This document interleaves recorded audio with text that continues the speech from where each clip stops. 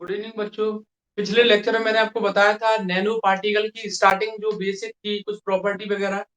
ठीक है, आज हम नैनो पार्टिकल मतलब नैनो स्ट्रक्चर जो यूनिट 5 था उसको खत्म कर देंगे, क्योंकि ज्यादा इसमें क्वेश्चन मैंने आपको पहले बताया हैवी नहीं।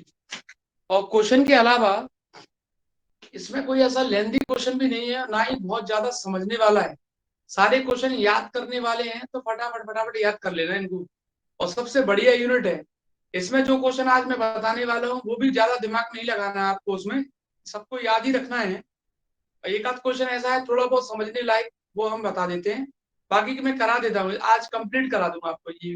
ठीक है, चलो। तो सबसे पहले हम बात करते हैं, हेडिंग है आपका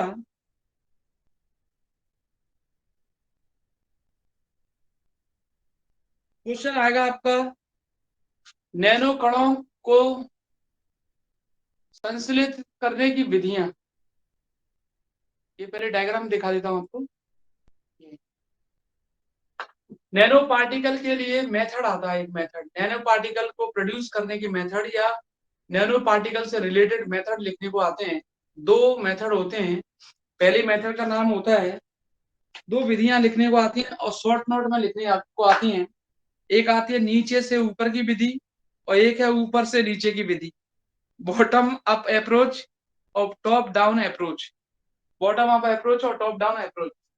ठीक है, नैनो पार्टिकल को एक्सप्लेन करने के लिए दो मेथड है, तो ये दोनों याद रखने हैं आपको। फर्स्ट देखो, फिर मैं आपको दूसरी वाली डिटेल में लेके जाऊंगा। पहली आपसे पूछता है नीचे से ऊपर की विधि क्या है। Bottom up approach. Explain bottom up approach. Explain bottom up approach. नीचे से ऊपर की विधि का वर्णन करो। नीचे से ऊपर की विधि का वर्णन करो। नीचे से ऊपर की विधि का वर्णन करो। इसमें कुछ नहीं लिखना है। नीचे से ऊपर की विधि का वर्णन करने का मतलब होता है, इसमें छोटे छोटे बस एक दो लाइन की है, 2 नंबर में तो आता ही है। छोटे छोटे नैनो पार्टिकल्स को कंबाइन करके एक मैक्रो पार्टिकल, या फिर हम बोल सकते हैं एक बड़ा पार्टिकल जब हम बनाते हैं, कोई ऑब्जेक्ट बनाते हैं, तो उसको बोलते हैं नीचे से ऊपर की विधि। देखो फिर भी सुन लो, फिर सुन लो, और सेम टू सेम आपको नोट्स में मिल जाएगी, ज्यादा कुछ है नहीं उसमें। नीचे से ऊपर की विधि में क्या लिखना पड़ता है। नीचे से हेडिंग डाल देता हूँ। फर्स्ट नंबर है आपका, फर्स्ट है आपका heading bottom up approach. Bottom bottom up approach. Up approach approach bottom up approach. Bottom up approach, नीचे से ऊपर की विधि। बॉटम अप अप्रोच में क्या करना पड़ता है, छोटे छोटे पार्टिकल्स को मिलाकर, या छोटे छोटे नैनो पार्टिकल को मिलाकर हम एक बड़ा स्ट्रक्चर तैयार करते हैं, एक हम बड़ा ऑब्जेक्ट तैयार करते हैं, या ऐसा बोल सकते हैं हम macro particle, macro object, macro substance तैयार करते हैं। उसी को बोलते हैं हम bottom up approach. Bottom up approach, छोटे छोटे कणों को मिलाकर, छोटे छोटे नैनो कणों को मिलाकर हम एक वांछित आकार का, जो हमें चाहिए, जिस आकार का चाहिए, हम एक वांछित आकार का, जिस आकार का आपको चाहिए, एक स्ट्रक्चर तैयार करते हैं। उसी को बोलते हैं नीचे से ऊपर की विधि। जैसे बच्चों एग्जांपल दूं, जैसे आपका शरीर है, आप जैसे बने हो, तो छोटे छोटे पार्टिकल को मिलाकर कई सारे सेल्स हैं आपके अंदर, और कई सारे सेल्स को मिलाकर ही तो आप बने हो। तो वो हो गया आपका कौन सा, bottom up approach. Bottom up approach, ये क्वेश्चन 2 नंबर में आता है, बॉटम अप अप्रोच वाला। छोटे छोटे कणों को मिलाकर, छोटे छोटे नैनो पार्टिकल्स को मिलाकर आपने एक डिजायर्ड शेप का, जिस शेप का आपको चाहिए उस शेप का आपने मैक्रो ऑब्जेक्ट, स्थूल कण बोल सकते हैं इसको, स्थूल कण बोल दो, स्थूल पदार्थ बोल दो, प्राप्त कर लेते हो। उसी को बोलते हैं बॉटम अप अप्रोच। एक बार फिर सुना देता हूं, क्या लिख के आना है एग्जाम में। एग्जाम में केवल इतना लिख के आना है कि कई सारे छोटे छोटे नैनो पार्टिकल्स को मिलाकर जब हम एक मैक्रो लेवल का ऑब्जेक्ट, या मैक्रो लेवल का पार्टिकल, या मैक्रो लेवल का सब्सटेंस तैयार कर लेते हैं, तो और डिजायर्ड शेप का, जिस शेप का आपको चाहिए, तो उसको हम बोलते हैं बॉटम अप अप्रोच। जब हम छोटे छोटे नैनो कणों को मिलाकर एक वांछित आकार की नैनो संरचना प्राप्त कर लेते हैं। एक वांछित आकार की नैनो संरचना या वांछित आकार का स्थूल कण। वांछित आकार की नैनो संरचना का मतलब होता है जैसे मुझे 100 नैनोमीटर का कुछ बनाना है, तो 0.1 0.1 0.1 नैनोमीटर के कई सारे पार्टिकल को जोड़ दूंगा तो मुझे वांछित आकार की नैनो संरचना प्राप्त हो जाएगी। या फिर वांछित आकार का मुझे स्थूल पदार्थ, स्थूल कण ये प्राप्त हो जाएगा। उसी को हम क्या बोलते हैं, नीचे से ऊपर की विधि। दूसरा आता है, नेक्स्ट है आपका, मिटा देता हूं इसको, इसमें तो ज्यादा कोई खास नहीं था। सेकंड वाले मेथड में एक टॉप डाउन अप्रोच, बंद कर लो। Top down approach, top down approach, top down approach, इसको बोलता हूं ऊपर से नीचे की विधि। माइक तो हमेशा बंद करके रखा करो। ऊपर से नीचे की विधि, नहीं तो घर की जो कहानी है आपकी वो पता चल जाती है। मैंने बताया नहीं था, घर में फिर पता चला वो मम्मी पापा कहते हैं, लड़की होती तो कहते बर्तन मांज ले, है ना। और भाई यहाँ तो लड़कियां बड़ी तरीके से स्टैंडर्ड मेंटेन करती हैं, क्यों, अब वो ऐसा लगता है बहुत अच्छे घर से हैं, हालांकि है अच्छे घर से, लेकिन बर्तन तो मांजने पड़ेंगे ना। और जैसे मान लो लड़का हुआ तो पता चला उससे कह रहे हैं वैसे मान लिया बेटा, पढ़ाई रहेगी तेरी पढ़ाई। तो ये चीजें ना ओपन हो, इसीलिए माइक को क्लोज रखो, है ना। अंदर जो आप देखते हो, मालूम है आपको, अंदर जितने भी स्टैंडर्ड व्यक्ति होते हैं, पर्सन की बात कर रहा हूँ, वो बढ़िया सूट बूट पहन के जाएंगे शादी में, देखना ऐसा लगेगा भाई स्टैंडर्ड दिख रहा है। और आप उससे कहना भाई साहब ने थोड़ा सूट निकालना, तो देखना उसकी जेब वो अंदर शर्ट वगैरह फटी होगी, क्योंकि सर्दियों में क्या है कुछ भी पहन जाओ, ऊपर से केवल सूट पहन जाओ, बनियान तो 100% फटी होगी, तो अंदर से पता चलता है ना। चलो कर छोड़ो। टॉप डाउन अप्रोच, ऊपर से नीचे की विधि। टॉप डाउन अप्रोच, ऊपर से नीचे की विधि। अब ऊपर से नीचे की विधि में क्या करना पड़ता है, इसमें उल्टा है। इसमें किसी भी स्थूल पदार्थ को हम छोटे छोटे, या ऐसा बोल सकते हैं किसी भी स्थूल पदार्थ पर कोई ऑपरेशन अप्लाई करते हैं, और अप्लाई करने के बाद हम वांछित आकार की नैनो संरचना प्राप्त कर लेते हैं। कौन सा ऑपरेशन अप्लाई करते हैं, ये बने हुए 7 डायग्राम, इसी को समझाने वाला हूं मैं। पहले हम क्या करते हैं, एक स्थूल पदार्थ लेते हैं, और इस स्थूल पदार्थ पर कई सारे क्या करते हैं, हम ऑपरेशन अप्लाई करेंगे, और ऑपरेशन अप्लाई करने के बाद वांछित आकार की नैनो संरचना प्राप्त कर लेते हैं। कोई भी मैक्रो ऑब्जेक्ट लेंगे आप, क्या लेंगे, मैक्रो ऑब्जेक्ट लेंगे, बड़ा ऑब्जेक्ट ले लेंगे आप।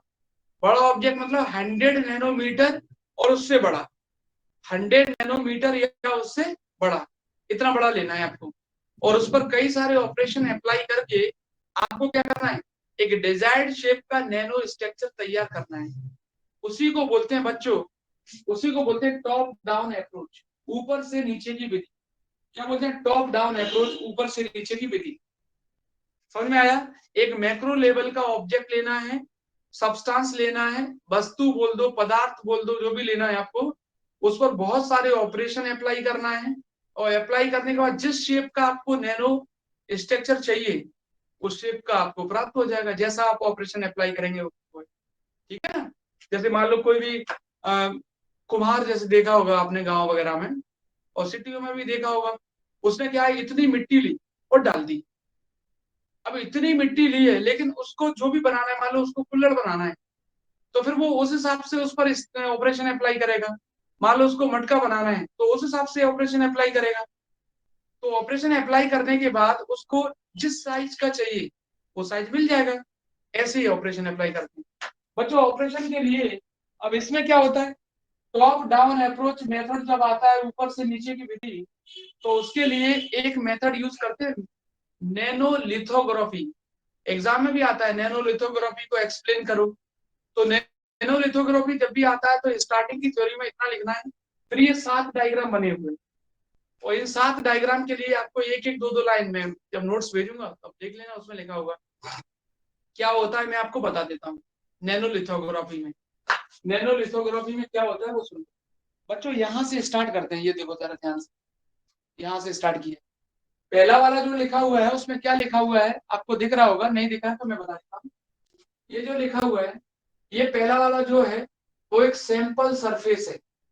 ये होता है रेडिएशन सेंसिटिव रेसिस्ट, विकिरण अवरोधी, या मैं लिख देता हूँ हिंदी में, यहाँ बोलते हैं इसको, लिखते हैं विकिरण सुग्राही अवरोध। इसको बोलते हैं विकिरण सुग्राही अवरोध, सुग्राही अवरोध, अवरोध, अवरोध। अब सुनना ध्यान से, नैनो लिथोग्राफी में क्या करने वाले हैं, यहां से आपको वन बाई वन समझाता हूँ। ये देखो, और ज्यादा लाइन नहीं है, दो दो में। सबसे पहले हम क्या करते हैं, एक सैंपल सरफेस लेते हैं, विकिरण सुग्राही अवरोध यानी रेडिएशन सेंसिटिव रेसिस्ट को हम इसके ऊपर प्लेस्ड कर देते हैं। क्या होता है विकिरण सुग्राही अवरोध और सैंपल सरफेस, वो सुन लो जरा ध्यान से बच्चों। यहाँ पर सैंपल सरफेस वो होता है जिसका आपको एक स्ट्रक्चर तैयार करना है। जैसे कुमार ने क्या किया, एक मिट्टी को लिया और उस पर डाल दिया चक्री पे, तो वो हो गया उसका सैंपल सरफेस। सरफेस पे डालेंगे सैंपल, तो सैंपल सरफेस हो गया। और बच्चों ये जो लिखा है ना विकिरण सुग्राही अवरोध, रेडिएशन सेंसिटिव रेसिस्ट, ये होता है आपका कि जब भी आप इस पर कोई रेडिएशन फॉल करवाते हैं, जैसे मान लो कोई ऑपरेशन अप्लाई करते हैं, तो ये आपकी मदद करेगा। जैसे मान लो अपन करते हैं ना कि भाई मुझे इस पार्टिकल को एनर्जी देना है, तो उसको क्या करते हैं, मेटल की सरफेस के ऊपर ले आओ, सबसे ऊपर कैसे भी करके, तो उसको जल्दी एनर्जी मिल जाती है ना।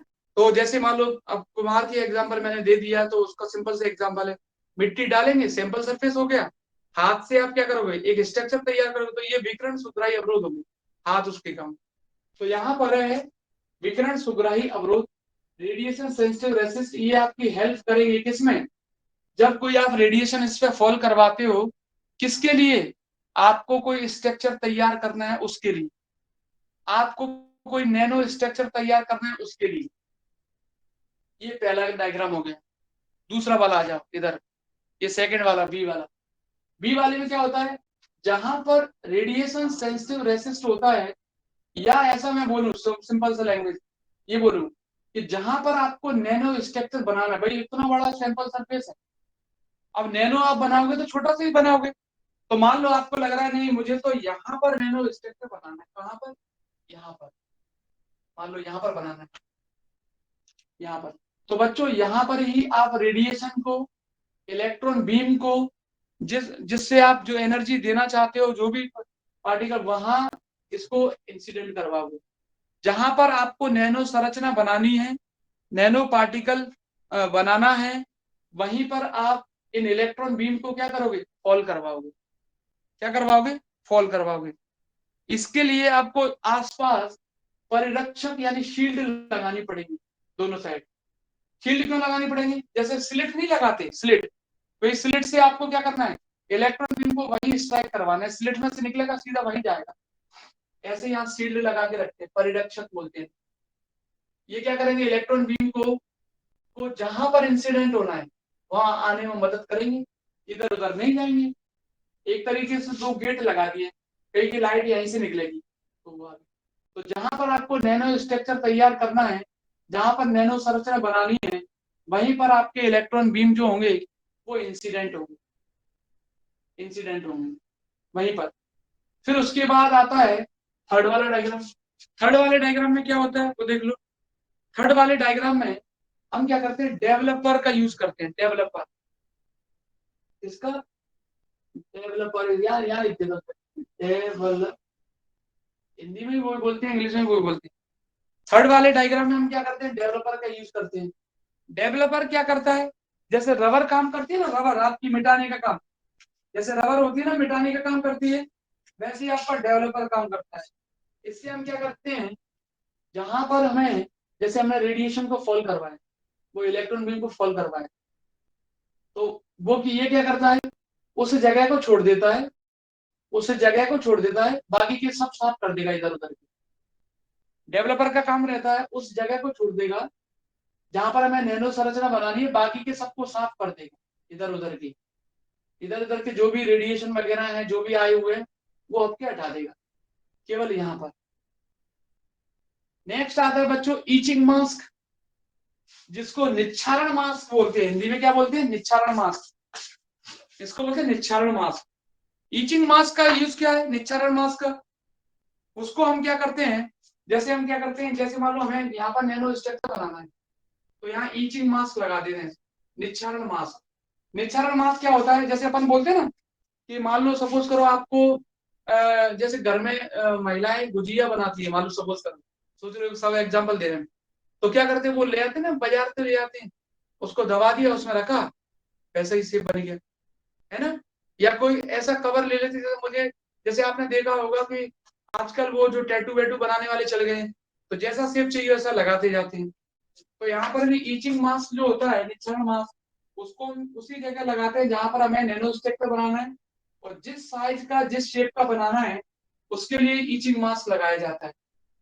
जिस शेप का आपको बनाना है ना, जिस शेप का आपको बनाना है, वैसा 0D बनाना है कि 1D बनाना है कि 2D बनाना है, उस शेप का आपको ईचिंग मास्क लगाना है, इधर यहाँ पर, यहाँ पर। और ये आपको बनाना है, बना देना, इसकी भी कोई जरूरत नहीं है, ऐसा कुछ नहीं, जिस शेप का बनाना है, ठीक है।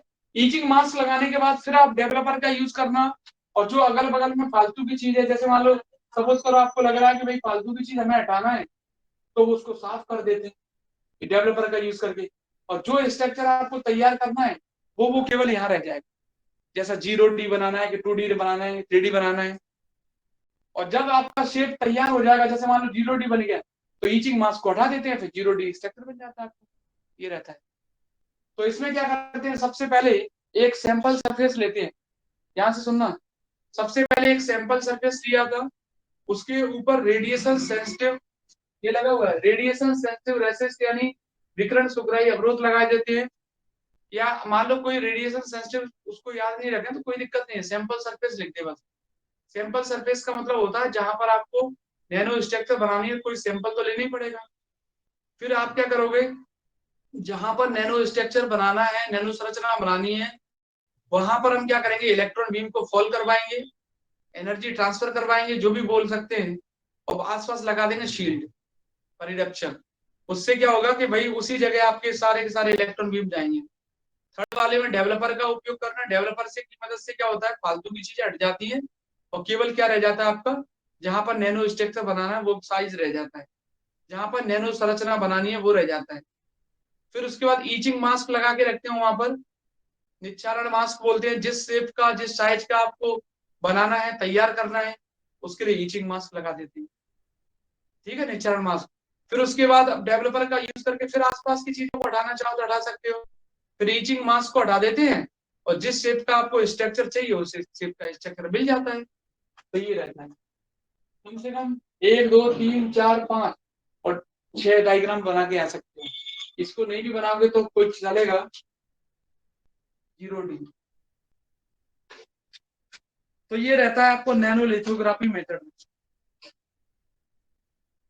नेक्स्ट डेफिनेशन ये आता है 7 6 नंबर में, ये क्योंकि इसमें डायग्राम भी है, और 2 2 3 3 एक दो लाइन भी है।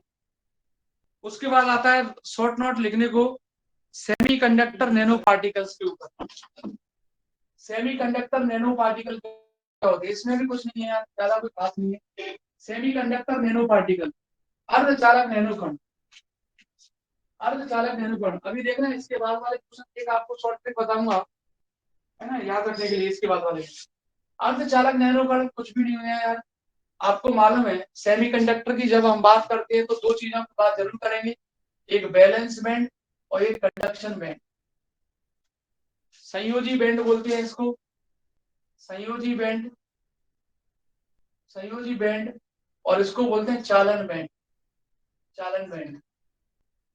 दिख रहा है सभी को, दिख रहा है क्या, नेट प्रॉब्लम तो नहीं करना। संयोजी बैंड और चालन बैंड, संयोजी बैंड और चालन बैंड, नहीं दिखे तो बता देना भाई, नहीं तो पता चला टॉपिक निकल जाए आवाज ही सुनाई ना दे। ये इसको बोलते हैं संयोग, बैलेंस बैंड और कंडक्शन बैंड, संयोजी बैंड और चालन बैंड। सभी बच्चों को मालूम है कि बैलेंस बैंड वो बैंड होता है जो कंप्लीटली फिल रहता है इलेक्ट्रॉनों से, पूरी तरह भरा रहता है इलेक्ट्रॉनों से, वो होता है बैलेंस बैंड। पूरी तरह भरा रहता है इलेक्ट्रॉनों से। ये रहा इलेक्ट्रॉन, ये रहा इलेक्ट्रॉन, कंप्लीटली फिल रहता है इलेक्ट्रॉनों से, पूरी तरह भरा रहता है। और कंडक्शन बैंड, चालन बैंड कंप्लीटली एम्प्टी रहता है। चिपक रहा है क्या? तो बताया नहीं यार आपने। सर नहीं चिपक रहा। नहीं, अगर चिपक रहा है तो मेरे को एक सेकंड, मेरे पास व्यवस्था है। नो सर सही दिख रहा है। सही दिख रहा है तो ये फिर झूठ बोल रहा था।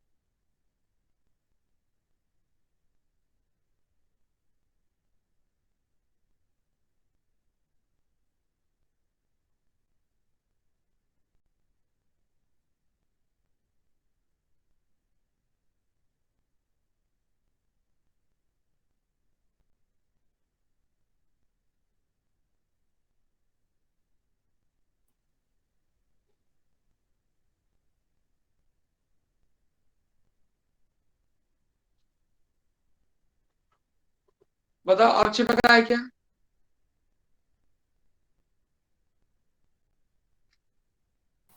नहीं सर, ये अच्छा, देख लेना। मैंने क्या है, फिर दूसरे उससे चलाया देखते हैं, दूसरी आईडी से शायद उससे मैंने कहा दिक्कत आती है। बैलेंस बैंड और कंडक्शन बैंड ये रहा। दिक्कत आए तो बताना जरूर है ना। बैलेंस बैंड और कंडक्शन बैंड ये रहा। बच्चों बैलेंस बैंड क्या होता है? संयोजी बैंड में पूरी तरह इलेक्ट्रॉनों से भरा रहता है। और कंडक्शन बैंड, चालन बैंड जो रहता है वो इलेक्ट्रॉन से पूरी तरह खाली रहता है, एम्प्टी रहता है, उसमें कुछ भी नहीं होता है। अब आप क्या करते हो? आप एनर्जी देते हो। कितनी एनर्जी देते हो इलेक्ट्रॉनों को? इतनी एनर्जी देते हो कि वो इलेक्ट्रॉन यहां से यहां चला जाए। बैलेंस बैंड और कंडक्शन बैंड के बीच का जो एनर्जी गैप रहता है उसको हम फॉरबिडन एनर्जी गैप बोलते हैं। क्या बोलते हैं? फॉरबिडन एनर्जी गैप, वर्जित ऊर्जा अंतराल। वर्जित ऊर्जा अंतराल। मान लो आपने इस इलेक्ट्रॉन को एनर्जी दी। अब इस इलेक्ट्रॉन को एनर्जी देने का, अच्छा, अब इस इलेक्ट्रॉन को क्या करेंगे? हम एनर्जी देंगे। एनर्जी देने का कैसे दे सकते हो आप एनर्जी? एनर्जी देने का सबसे बेस्ट तरीका होता है थर्मो आयनिक इमिशन प्रोसेस। आप हीट एनर्जी दे दो, लाइट एनर्जी दे दो, जैसे चाहो वैसे दे दो। उसमें प्रक्षोभक बोलते हैं उसको, थर्मल एजिटेशन। जैसे मान लो आपने रेडिएशन को फॉल करवाया, लाइट को फॉल करवाया, कैसे भी दे दो। मान लो आपने एनर्जी दी और एनर्जी देने के बाद ये इलेक्ट्रॉन यहाँ से चला गया यहाँ पर, तो यहाँ रह गया खाली स्थान। क्या हो गया? खाली। इलेक्ट्रॉन जब यहाँ से आ जाएगा तो इसको बोलेंगे ये इलेक्ट्रॉन है। और यहाँ पर इलेक्ट्रॉन की कमी हो गई, इसको बोलते हैं होल। और इलेक्ट्रॉन और होल दोनों जो होते हैं ये मिलकर बनाते हैं, इसको बोलते हैं एक्साइटोन। एक्साइटोन बोलते हैं। इलेक्ट्रॉन और होल जो होते हैं ये दोनों मिलकर क्या बनाते हैं? इनको क्या बोलते हैं? एक्साइटोन बोलते हैं। क्या बोलते हैं? एक्साइटोन। ध्यान से सुनना। यहाँ रहते हैं बैलेंस बैंड में इलेक्ट्रॉन, और इसमें कुछ भी नहीं रहता है। कंडक्शन बैंड तो खाली रहता है। आपने क्या किया? एनर्जी दे दी थर्मल एजिटेशन प्रोसेस से, ऊष्मीय प्रक्षोभों द्वारा, जैसे लाइट एनर्जी दे दी, रेडिएशन करके दे दी, तो इलेक्ट्रॉन यहाँ से चला गया इसमें। तो यहाँ इलेक्ट्रॉन की कमी हो गई। इलेक्ट्रॉन की बच्चों जब कमी होगी तो क्या होगा? होल क्रिएट होगा। इलेक्ट्रॉन की कमी होगी तो क्या होगा? होल क्रिएट होगा। और इलेक्ट्रॉन और होल जो होते हैं इन दोनों को मिलाकर हम बोलते हैं एक्साइटन बोलते हैं। इस स्टेट को क्या बोलते हैं? एक्साइटन। क्योंकि एक्साइटन इसलिए बोलते हैं कि होल यहाँ से यहाँ पहुंच गया, तो सर इलेक्ट्रॉन यहाँ से यहाँ पहुंच गया एक्साइटेड स्टेट में। ऐसे बहुत सारे पहुंच सकते हैं, हम तो एक ही लेके चल रहे हैं। तो इस दोनों को क्या बोलते हैं हम? एक्साइटोन। तो सेमीकंडक्टर जो नैनो पार्टिकल रहते हैं या सेमीकंडक्टर नैनो पार्टिकल या नैनो अर्धचालक के बारे में लिखने को आता है तो ध्यान रखना उसमें एक चीज जरूर लिख के आना है आपको कि वो डिपेंड करता है केवल एक्साइटोन के ऊपर। और एक्साइटोन क्या होता है, जितने इलेक्ट्रॉन यहाँ से यहाँ पहुंचेंगे वो सब के सब क्या होंगे आपके एक्साइटोन। और दूसरी डिपेंड करता है वर्जित ऊर्जा अंतराल के ऊपर, फॉरबिडन एनर्जी गैप के ऊपर। क्योंकि आपको मालूम है सेमीकंडक्टर दो टाइप के होते हैं, जर्मेनियम और सिलिकॉन, और दोनों के लिए फॉरबिडन एनर्जी गैप यानी वर्जित ऊर्जा अंतराल अलग अलग होते हैं। जैसे जर्मेनियम के लिए रहता है 0.7 और सिलिकॉन के लिए रहता है 0. तो जब भी सेमीकंडक्टर नैनो पार्टिकल आपको लिखने को आता है, अर्धचालक नैनो कण, तो क्या लिखेंगे उसमें, आपको कुछ नहीं लिखना है, स्टार्टिंग में लिखना है कि जितने भी इलेक्ट्रॉन रहते हैं, जितने भी पार्टिकल रहते हैं, सबसे पहले बैलेंस बैंड में रहते हैं, संयोजी बैंड में रहते हैं। और संयोजी बैंड क्या होता है, जो इलेक्ट्रॉनों के द्वारा पूरी तरह भरा रहता है। बैलेंस बैंड क्या होता है, कंप्लीटली फिल रहता है। और जैसे हम थर्मल एजिटेशन प्रोसेस से हम क्या करते हैं, इलेक्ट्रॉनों को एनर्जी देते हैं ऊष्मीय प्रक्षोभों द्वारा, थर्मल एलिसिएशन यानी ऊष्मीय प्रक्षोभों द्वारा। क्या मतलब होता है भाई, लाइट की फॉर्म में एनर्जी दे दो, हीट की फॉर्म में एनर्जी दे दो, सिंपल सी बात है। इलेक्ट्रॉन ग्राउंड स्टेट से एक्साइटेड स्टेट में चला जाएगा, सबको मालूम है। तो जहां से इलेक्ट्रॉन गया है वहां इलेक्ट्रॉन की कमी हो जाएगी, उसको हम होल बोलते हैं। और एक इलेक्ट्रॉन ऊपर पहुंच गया तो होल और इलेक्ट्रॉन का जो कंबाइन कॉम्बिनेशन होता है या कंबाइन करके उसको बोलते हैं एक एक्साइटोन। क्या बोलते हैं, एक एक्साइटोन। ऐसे दूसरा इलेक्ट्रॉन चला जाएगा तो दो हो जाएंगे, तीन हो जाएंगे, इस टाइप से। ठीक है। फॉरबिडन एनर्जी गैप का डेफिनेशन होती है the difference between energy in valence band and conduction band, या the difference between energy of valence band and conduction band. Valence band और कंडक्शन बैंड के बीच का एनर्जी गैप जो होता है उसको हम बोलते हैं फॉरबिडन एनर्जी गैप। चालन बैंड और संयोजी बैंड के बीच का जो ऊर्जा अंतराल रहता है उसको हम वर्जित ऊर्जा अंतराल कहते हैं। और ये सभी सेमीकंडक्टर के लिए अलग अलग होता है, जितने भी सेमीकंडक्टर हैं।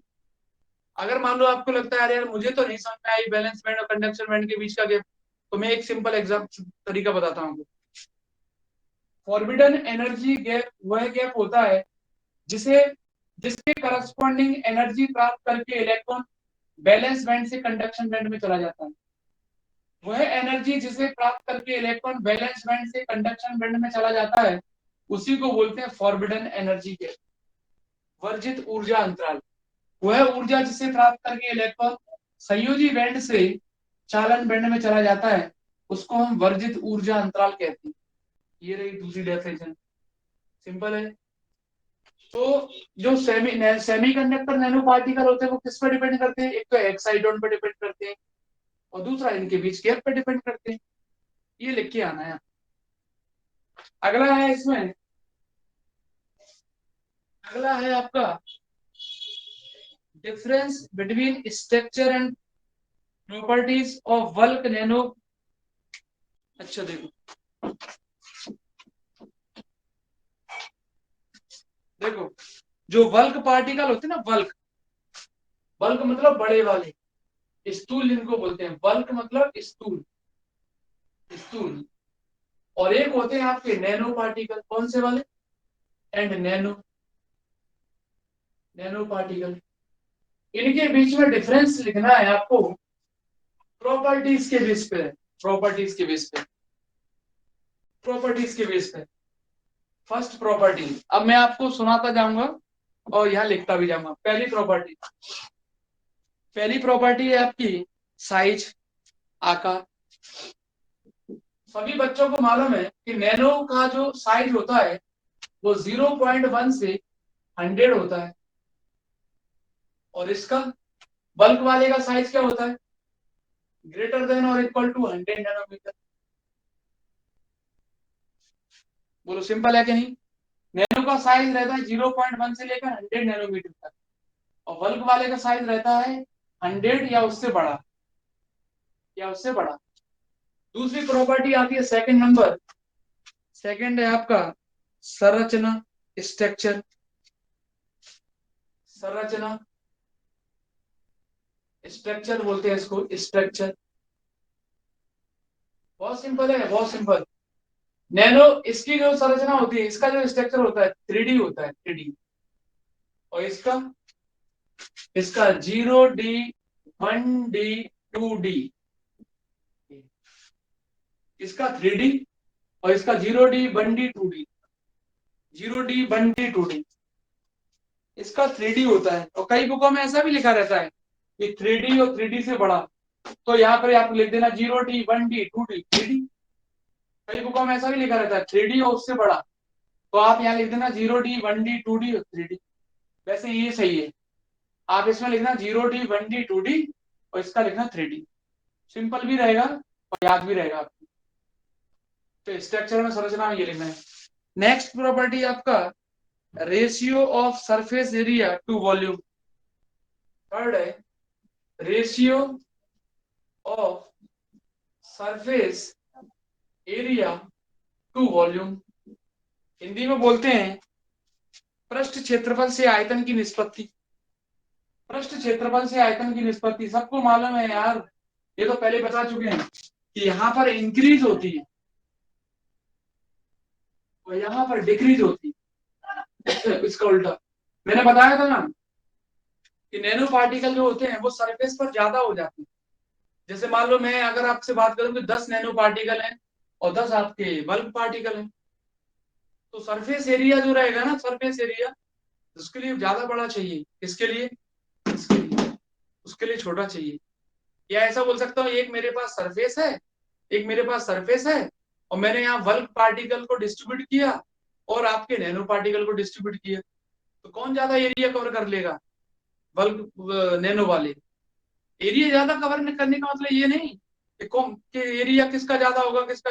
एरिया ज्यादा कवर करने का मतलब होता है कौन से पार्टिकल ज्यादा आ जाएंगे उस पर, उस सरफेस पर। तो वो होता है सरफेस एरिया की वॉल्यूम से रेशियो। तो नैनो के लिए ज्यादा होता है, बल्क के लिए क्या होता है, कम होता है। ज्यादा ज्यादा नैनो पार्टिकल आ जाएंगे। तो ये तीन प्रॉपर्टी तो पहले से थी, आगे पहले ही देखो। नेक्स्ट प्रॉपर्टी आपकी कैटलिस्ट। कैटलिस्ट, अब मैं आपको इकट्ठा समझाता हूँ। कैटलिस्ट सबके लिए उत्प्रेरक बोलते हैं, उत्प्रेरक। फिफ्थ नंबर है आपका कैटलिस्ट के बाद विसरण का गुण यानी डिफ्यूजन प्रॉपर्टी। Diffusion property. अब इसको देखो ना, आपको एक चीज बताएंगे, इससे आप याद रख लेना। और अगला है पारदर्शिता, ट्रांसपेरेंसी। ट्रांसपेरेंसी, ट्रांसपेरेंसी, पारदर्शिता। 7 नंबर है आपका ज्वलनशीलता, कंबस्टिबिलिटी, कंब्यूसिबिलिटी। ज्वलनशीलता बोलते हैं इसको, कंब्यूसिबिलिटी। अगला है ज्वलनशीलता के बाद विलेयता, सोल्यूबिलिटी, सोल्यूबिलिटी, विलेयता बोलते हैं। और बस इतना बहुत है। अब आप सोच रहे हो मैंने इकट्ठी क्यों लिखी। अब मैं आपको एक साथ बताता हूँ। और एक होती है हार्डनेस, भी लिख सकते हैं, कठोरता, हार्डनेस। ऐसे तो बहुत सारी हो जाएंगे। हार्डनेस को सबसे पहले बता देता हूँ। हार्डनेस में मैंने और मेल्टिंग पॉइंट भी होता है, मेल्टिंग पॉइंट, है ना, मेल्टिंग पॉइंट भी लिख सकते हैं। तो बच्चों मैं मेल्टिंग पॉइंट से स्टार्ट करता हूँ। मेल्टिंग पॉइंट क्या होता है, मैंने आपको बताया था जो बड़े पार्टिकल होते हैं, बल्क पार्टिकल, उनको मेल्ट करने के लिए ज्यादा टेम्परेचर की आवश्यकता होती है और नैनो पार्टिकल को मेल्ट करने के लिए कम टेम्परेचर की आवश्यकता होती है। इसका मतलब इसका मेल्टिंग पॉइंट ज्यादा रहता है, इनका मेल्टिंग पॉइंट कम रहता है। बोलो सही है। गलनांक के लिए बताया था, इनको गलाने के लिए इनका गलनांक अधिक होना चाहिए क्योंकि बड़े पार्टिकल हैं और इनको गलाने के लिए कम ताप की आवश्यकता होती है ना, तो इनका गलनांक कम होता है। हार्डनेस में बताया था कि जैसे जैसे साइज बढ़ता है, बल्क पार्टिकल का जैसे जैसे साइज बढ़ता है वैसे हार्डनेस बढ़ती है और नैनो पार्टिकल का जैसे जैसे साइज बढ़ता है हार्डनेस कम होती है, कठोरता। बल्क पार्टिकल का जैसे जैसे साइज बढ़ता है हार्डनेस बढ़ती है और नैनो पार्टिकल का जैसे जैसे साइज बढ़ता है हार्डनेस कम होती है। बस ये दो अलग थी, बाकी की जितनी लिखी हुई है ना उसमें नैनो में हाँ लिखना है, यस होता है, और बल्क में नो लिखना है, नहीं होता है। जैसे एग्जांपल देता हूं, मैंने कहा सॉल्युबिलिटी, आप कहोगे नैनो पार्टिकल सॉल्युबल होते हैं और बल्क पार्टिकल नहीं होते हैं, हाँ लिखना है आपको। मैंने कहा कंबिसिबिलिटी, ज्वलनशीलता, ये विलेयता होती है। नैनो कण विलेय होते हैं, स्थूल कण नहीं होते हैं, ये लोग। कंबिसिबिलिटी, ज्वलनशीलता, नैनो पार्टिकल कंबिसिबल होते हैं और बल्क पार्टिकल नहीं होते हैं। इकट्ठा याद कर लेना आपको। ज्वलनशील होते हैं छोटे वाले कण, नैनो कण, और बड़े नहीं होते। ट्रांसपेरेंसी नैनो में होती है, बल्क में नहीं होती है। डिफ्यूजन प्रॉपर्टी, विस्तृत होने का जो गुण होता है, और ऐसा नहीं कि तुक्का मार रहे हैं, होता भी है भाई। जैसे डिफ्यूजन प्रॉपर्टी की बात करें, परफ्यूम देखा, परफ्यूम परफ्यूम परफ्यूम से निकलने वाले जो पार्टिकल है नैनो पार्टिकल है। आप कमरे में छिड़क दो, पूरे में खुशबू आई, डिफ्यूजन प्रॉपर्टी हाई रहती है उनकी। बल्ब की नहीं होती है, बड़े पार्टिकल की नहीं होती है इतनी ज्यादा, है ना। तो ये ट्रांसपेरेंसी नैनो में ज्यादा रहती है, छोटे छोटे पार्टिकल होंगे उसके ट्रांसपेरेंट रहते हैं, आप देख सकते हो आसपास उसके, जल भी जल्दी जाते हैं, कंप्यूसिबिलिटी होती है, सॉल्युबल घुल जाते हैं, जल्दी घुल जाते हैं, ये नहीं घुलता है। कैटलिस्ट, उत्प्रेरक का जो काम करते हैं वो नैनो पार्टिकल ज्यादा अच्छा करते हैं एज कम्पेयर टू दिस, बस ये। तो ये प्रॉपर्टी सारी की सारी बहुत सिंपल है। फिर भी आपको कोई दिक्कत है तो लास्ट में मेरे से जरूर पूछ लेना। ये सब में हाँ लिखना है, ये दोनों को छोड़ दो बस, कि नैनो में यस और बल्क नो होता है, ये सारी प्रॉपर्टी होती है। और उसके बाद लास्ट क्वेश्चन है इस यूनिट का, application of nano particle. Application of nano particle, nano कणों के अनुप्रयोग। देखो, नैनो पार्टिकल का यूज किस किस में करते हैं। सबसे पहले मैं नाम लिखता जाता हूँ वन बाय वन। इलेक्ट्रॉनिक्स में, देखते हैं कितने बच्चे बता पाते हैं, क्योंकि ये सबसे सिंपल क्वेश्चन है इस यूनिट का। इलेक्ट्रॉनिक्स में सेकंड नंबर, अभी डिटेल में करेंगे। और सेकंड है आपका एनर्जी, या एनर्जी छोड़ो, ऑटोमोबाइल, जो मेन मैंने वो बता था, क्योंकि सारे थोड़े लिख के आने। Automobile, automobile. थर्ड है आपका स्पोर्ट्स एंड टॉय, स्पोर्ट तथा खिलौने, sports and toys. Fourth number है आपका, सारे के सारे याद रखना हो तो, कपड़ा उद्योग, textile, textile, textile. Fifth number है आपका, जो मेन है वो जो आपको पढ़ना है, कॉस्मेटिक्स, सौंदर्य प्रसाधन। कॉस्मेटिक्स वाला जरूर याद रखना, कॉस्मेटिक्स सौंदर्य प्रसाधन। और सिक्स नंबर है आपका medical and biotechnology, medical and biotechnology, biotechnology, medical and biotechnology. और लास्ट है आपका डोमेस्टिक अप्लायंसेस, घरेलू उपकरण, डोमेस्टिक अप्लायंसेस, घरेलू उपकरण। तो ये होते हैं सेवन, सेवन प्रॉपर्टीज।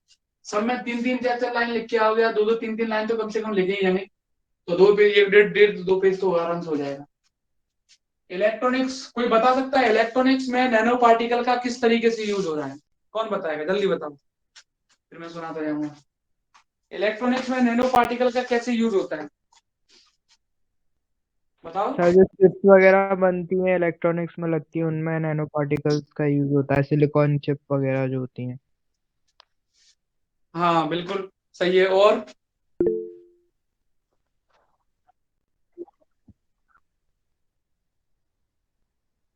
हाँ टीवी वगैरह में, बिल्कुल। और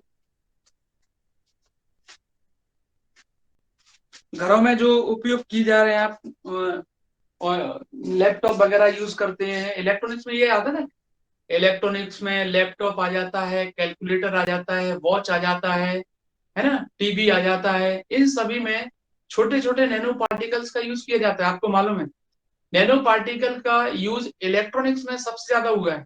आप देखो इलेक्ट्रॉनिक्स में जो कंप्यूटर पहले चलता था, या जो चिप पहले चलती थी, आज उनका साइज छोटा करके, वो रिड्यूस करके छोटा सा कर दिया है ना।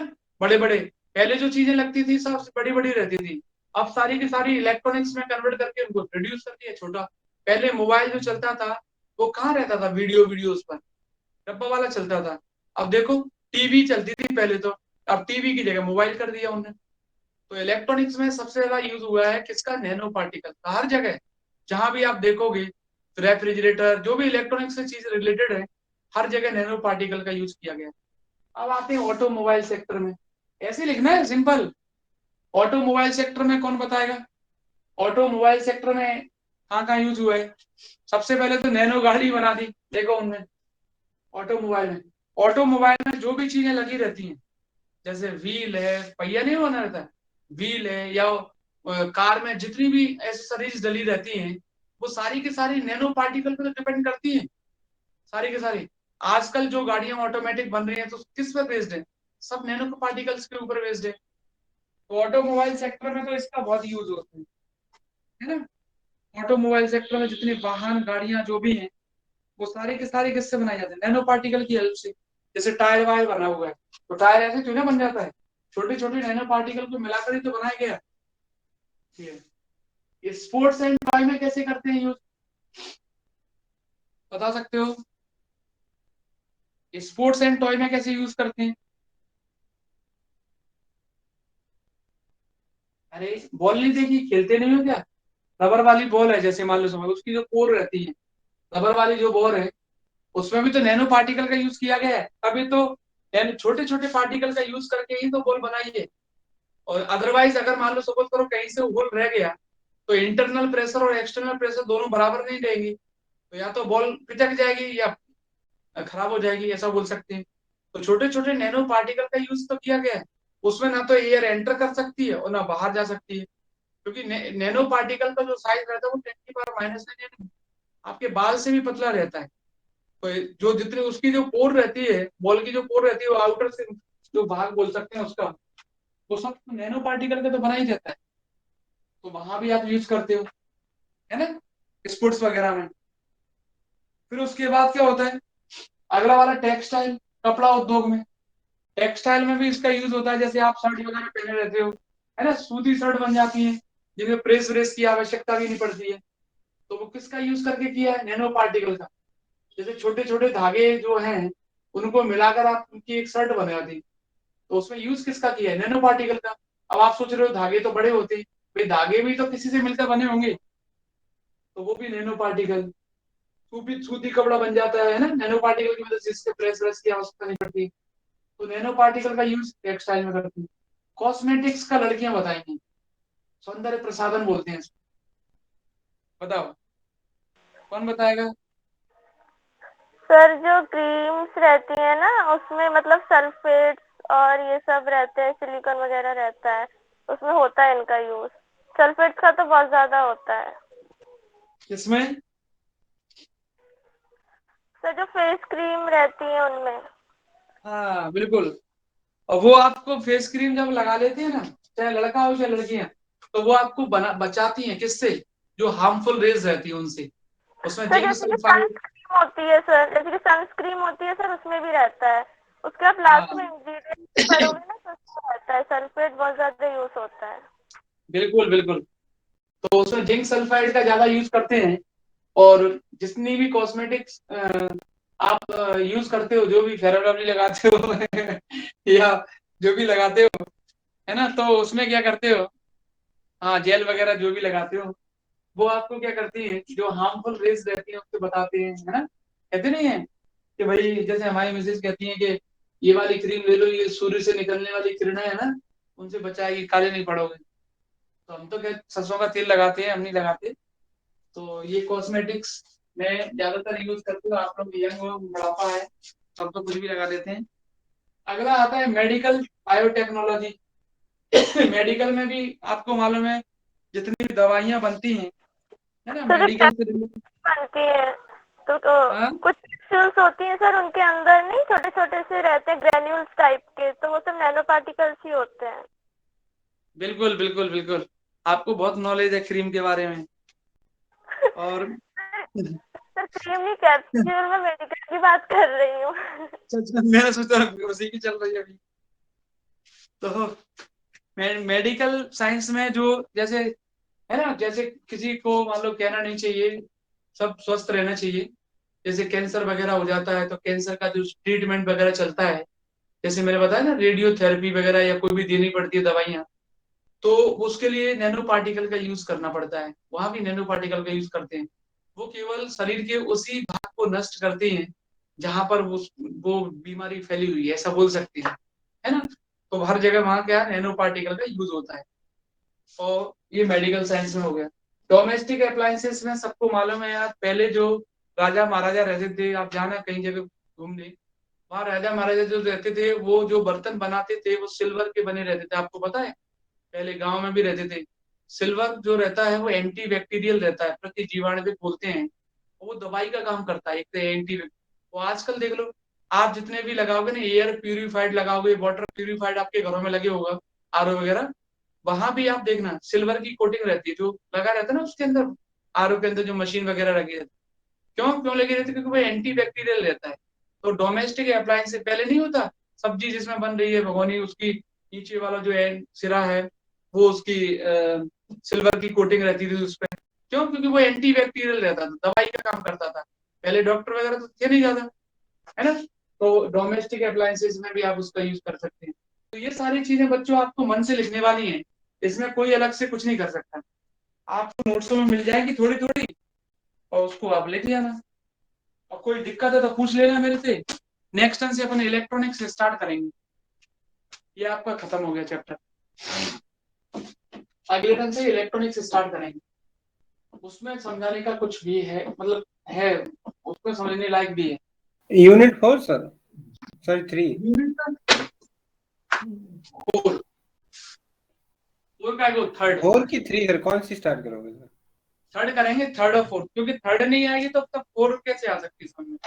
थर्ड के बाद फोर्थ जो है ना, वो भी इलेक्ट्रॉनिक्स की है। तो थर्ड समझ लोगे तो फोर्थ आ गया समझ में, है ना। तो थर्ड पहले करा देंगे।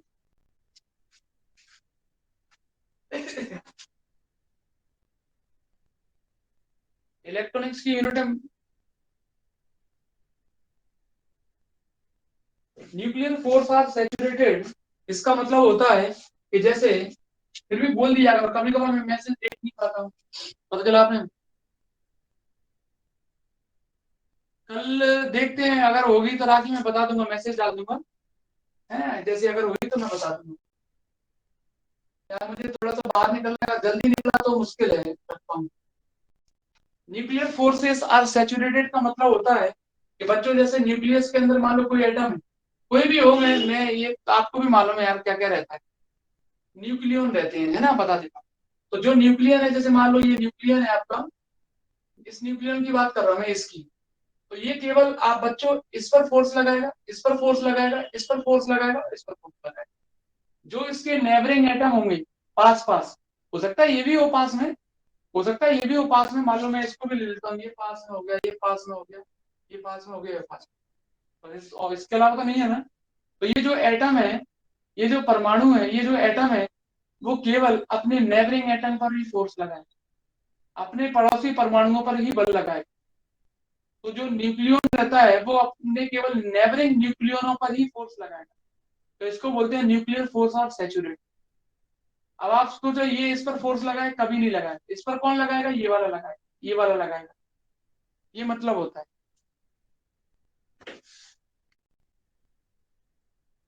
बताओ, कोई और दिक्कत है तो पूछ सकते हो।